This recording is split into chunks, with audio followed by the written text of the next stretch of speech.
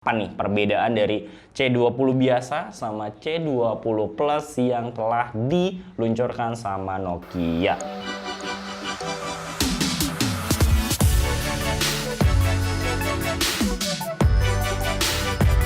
Hey everybody, I'm Dylan Kurang. You can call me Lance. Saya Dylan.com saya atau Dylan's Comments on Technology, segmen dimana gue membahas dan komenin berbagai macam hal seperti review, tutorial, dan news seputar teknologi. Video ini gue rekam pada tanggal 12 Juni 2021. Comstek News kembali hadir dengan beberapa berita menarik seminggu belakang ini menurut gue, dan akan tayang pada tanggal 14 Juni 2021. So gimana kabarnya kawan-kawan? Semoga selalu sehat dan baik-baik aja nih. Seperti biasa, Comstek News hadir tiap hari Senin ya, dan membawakan berita-berita menarik seminggu belakang ini, update teknologi ya yang pasti menarik menurut gua. Dan di berita pertama untuk membuka Comstek News minggu ini, yaitu datang dari Samsung, di mana Samsung akan merilis smartphone terbarunya, penerus dari Samsung Galaxy pastinya, yaitu Samsung Galaxy S21 FE. Ini adalah seri yang paling affordable dari seri Samsung Galaxy 21 yang akan rilis rencananya di akhir tahun ini gitu kan.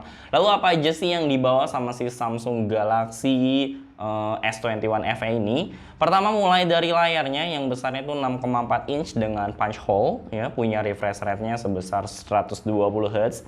Chipsetnya yang dibawa adalah Snapdragon 888. Untuk bagian RAM punya dua varian, yaitu 6/8 GB, dan storage-nya belum ada konfirmasi, tapi prediksi gua tuh ya kisaran 64 dan 128 GB. Bagian modul kamera dari Samsung Galaxy S21 FE mulai dari kamera utama yaitu 12 megapiksel, punya lensa ultrawide 12 megapiksel, juga punya telefoto sebesar 8 megapiksel.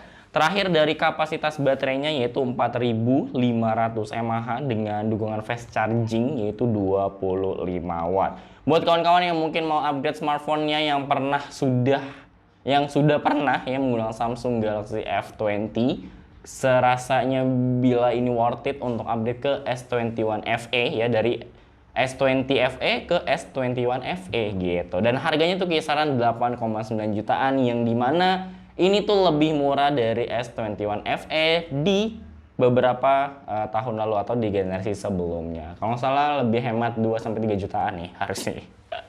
Oke, berita kedua nih kita geser ke negeri tirai bambu yaitu China, di mana sepertinya Honor tuh udah siap banget nih untuk merilis ya smartphone flagship andalannya. Salah satu smartphone flagship andalannya itu adalah Honor 50 Pro ya. Honor 50 Pro, Honor, tulisannya Honor 50 Pro. Nah, apa sih yang dibawa nih sama salah satu flagship andalannya Honor ini, yaitu ngebawa layar 6,57 inch dengan refresh rate-nya sebesar 120 Hz. Terus chipsetnya dari Qualcomm yaitu Snapdragon 778G, RAM dan storage masing-masing 8/256 GB. Untuk ukuran baterai, Honor 50 Pro ini sebesar 4500 mAh yang didukung fast charging 100 watt. Ini gila, gede banget 100 watt tuh. 65 watt aja gue udah ngerasa cepet banget. Gimana kalau 100 watt gitu kawan-kawan ya. Nah, untuk detailnya kita tunggu aja nih kehadiran dari Honor Pro 50 yang kemungkinan pastinya sih harusnya juga rilis di Indonesia. Berita ketiga nih ya, lanjut gue punya berita dari brand legend yang mungkin generasi 90-an tuh lebih familiar, yaitu adalah Nokia nih. Gue punya berita dari Nokia yang telah merilis smartphone entry levelnya yaitu Nokia C01 Plus. Ini tuh pasar entry level, jadi harganya murah meriah, semua kalangan bisa beli. Dan apa sih yang dibawa sama Nokia C01 Plus ini? C01 Plus ini punya layar 5,45 inch dengan resolusinya HD+, ya tentu dengan 18:9. Chipsetnya menggunakan Unisoc SC9863A dengan RAM dan storage masing-masing 1/16 GB. Ngomong-ngomong, gue nggak tahu tentang chipset yang satu ini, Unisoc. Gue baru dengar, kayaknya gue harus lebih riset lagi untuk tahu tentang si chipset ini. Karena yang gue tahu tuh lebih ke Snapdragon, ada MediaTek, ada beberapa kawan-kawannya ya, kayak Kirin juga chipsetnya ya kan. Lalu Exynos dari Samsung. Kalau Unisoc gua belum tahu kawan-kawannya. Mungkin kawan-kawan yang tahu bisa komen-komen aja di bawah tentang si chipset Unisoc yang dipakai oleh Nokia C01 Plus ini. Nah, ngomong-ngomong lagi, Nokia ini karena entry level ya, jadi harganya murah banget, cuman dibanderol seharga 1,3 jutaan aja. Jadi buat kawan-kawan yang mungkin mobilitasnya nggak terlalu tinggi, hanya menggunakan smartphone sebagai media komunikasi aja, gua rasa smartphone dari Nokia C01 Plus ini bisa memenuhi kebutuhan kawan-kawan sehari-hari gitu ya. Lanjut nih ya, gue nggak cuma satu ngebawa berita Nokia di minggu ini, tapi gue masih ada satu lagi di mana si Nokia juga merilis smartphone penerus dari C20, yaitu adalah Nokia C20 Plus. Nah, kira-kira apa nih perbedaan dari C20 biasa sama C20 Plus yang telah diluncurkan sama Nokia? Pertama kita bahas layar. C20 Plus punya layar 6,5 inch dengan panel LCD dan punya resolusi HD+. Chipset yang digunakan adalah Unisoc SC9683A yang ditemenin sama RAM dan storage-nya masing-masing 3/32 GB. Dari segi kamera ada dua kamera belakang nih, masing-masing 8 megapiksel untuk kamera utama dan 2 megapiksel untuk kamera depth. Terus ada kamera depan sebesar 5 megapiksel. Terakhir dari baterai yaitu sebesar 4950 mAh dengan dukungan fast charging 10 watt. Untuk harganya sendiri nih, Nokia C20 Plus ini dibanderol 1,5 jutaan aja. Beda 200.000 ya dari C01 Plus. Jadi kawan-kawan sesuaikan aja kalau memang kawan-kawan sekali lagi kalau menggunakan smartphone khususnya hanya untuk media komunikasi, mungkin iseng-iseng scroll-scroll sosmed dan lain sebagainya, gue rasa di Nokia C01 Plus atau C20 Plus ini udah bisa banget memenuhi kebutuhan tersebut gitu.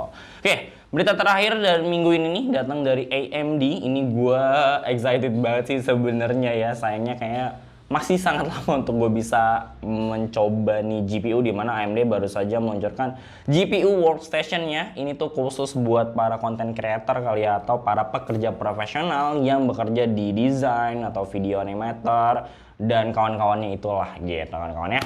Nah, ini adalah Radeon Pro W6000 series ya, ada 6800, 6600 ya. Dan kira-kira apa sih kelebihan dan hal-hal yang unik juga menarik yang dibawa sama si Radeon Pro W6000 series ini? Karena tuh secara desain aja itu keren banget ya, dengan dibalut warna birunya dan lain sebagainya. Gue nggak tahu apakah akan ada warna-warna lain, mungkin ada, harusnya merah, emas mungkin. Nah, oke. So, jadi apa aja sih yang unik dari si Radeon Pro W6000 series ini? Yang pertama dibangun di atas arsitektur ya AMD RDNA 2 ya, dibangun di arsitektur AMD maksudnya ya, arsitektur AMD RDNA 2 nih ya. Dan di sini gue juga akan menjelaskan hal-hal yang jadi selling point dari Radeon Pro ini. Terus setelah itu ada, tadi arsitektur RDNA 2 dengan manufaktur 7 nanometer, lalu ada Enhanced Compute Units dengan Real-Time Hardware Accelerate Ray Tracing, di mana fitur ini menawarkan rendering sampai 64% lebih cepat. Setelah itu ada AMD Infinity Cache yang dapat mengurangi latensi dan konsumsi daya, jadi lebih hemat. Terus ada Smart Access Memory yang memberikan performa lebih tinggi untuk para profesional. Lalu selanjutnya ada AMD Radeon Pro Viewer Boost untuk peningkatan performa frame per detik. Jadi buat yang suka main dengan video, mungkin dengan Premiere Pro, After Effects ya kan, dan lain sebagainya ya, atau DaVinci Resolve, yaitu ini udah enak banget kawan-kawan ya.